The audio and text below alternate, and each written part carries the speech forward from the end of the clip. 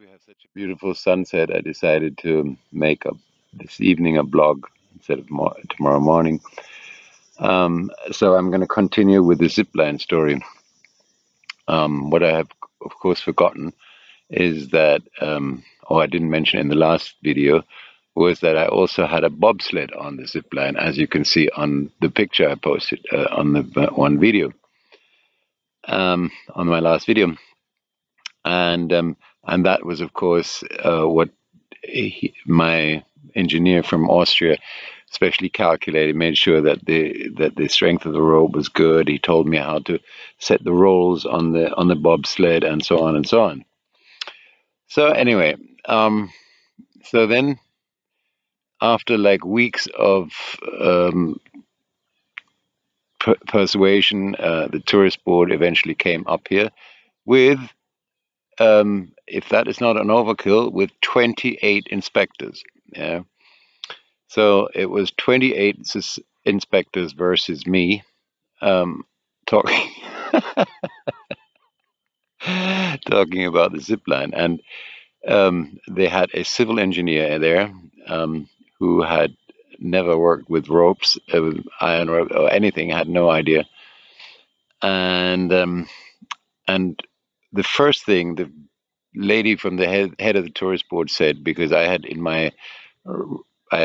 written them a report of like 20 pages detailing the whole tour and how it was going to work out and so on and so on. And I had basically said, I think it would be a great idea to like have an adventure park with an old great house, a combination, because then you could have mixed groups of people coming, and the older folks could sit here and enjoy a coffee and watch the people coming down the line. And the younger people could go on the tour at the same time.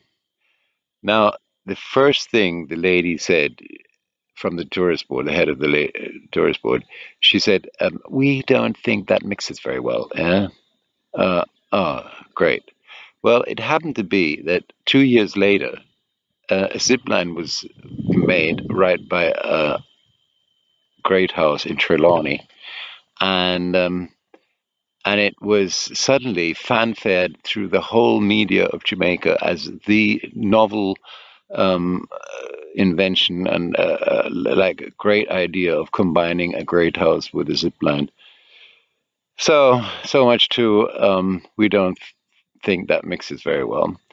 So the next thing was that they dismissed my engineer completely because they said he wasn't licensed to operate in Jamaica, which I find profoundly strange because he was apparently qualified and well enough to build a huge and potentially very dangerous conveyor belt system with ropes for Alcan. But I guess he wasn't qualified to give me some advice and do calculations for me on my zip line. So that was the next thing.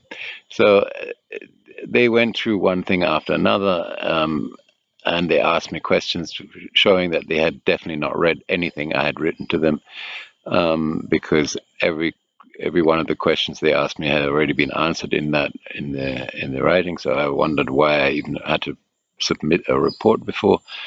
Anyway, the end of the story was that before they left, I begged them hard. I said, please give me a timely report, and I cannot wait for long because I have somebody in there, an investor, and I need to move on.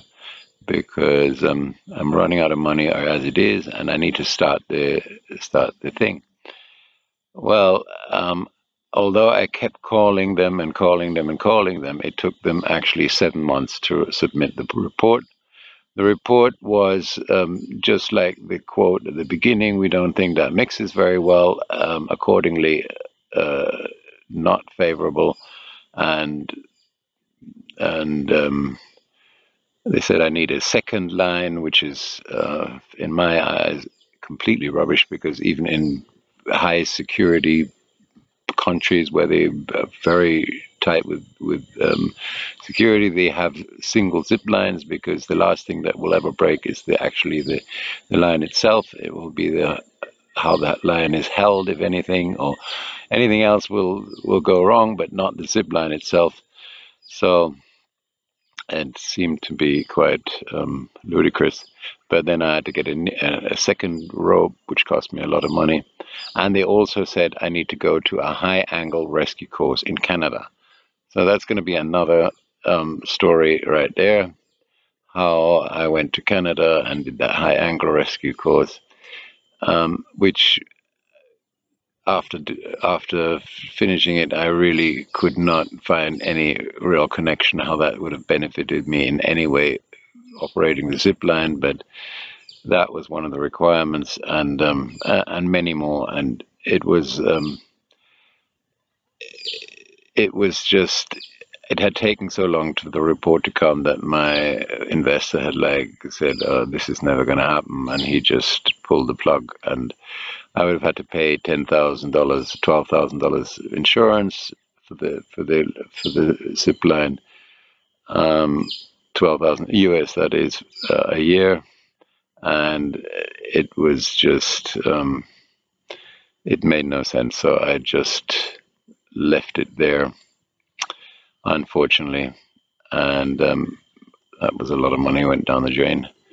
And so it is. It's just like small people don't get a chance. It's the big people who operate big places and they get through with things. That is how this world runs. So that was the story of my zipline adventure part 2. Oh, sorry. So please like and subscribe. Tell your friends about this, about the stories. It's called Bluefields Stories now, but it mostly has to do with here. But I am going to do actually interviews in Bluefields and the area. I'm going to do introduce all the little operations they have, and so on, talk to different people. So it's actually, the name Bluefield Stories is quite appropriate, and it's much easier to find. And I'm already listed, last videos already, if you look on the Bluefield Stories, they already pop up right away. So that was it. As I said, please pass on the videos and have a wonderful night, morning, day, whenever you see this. Okay, see you next time.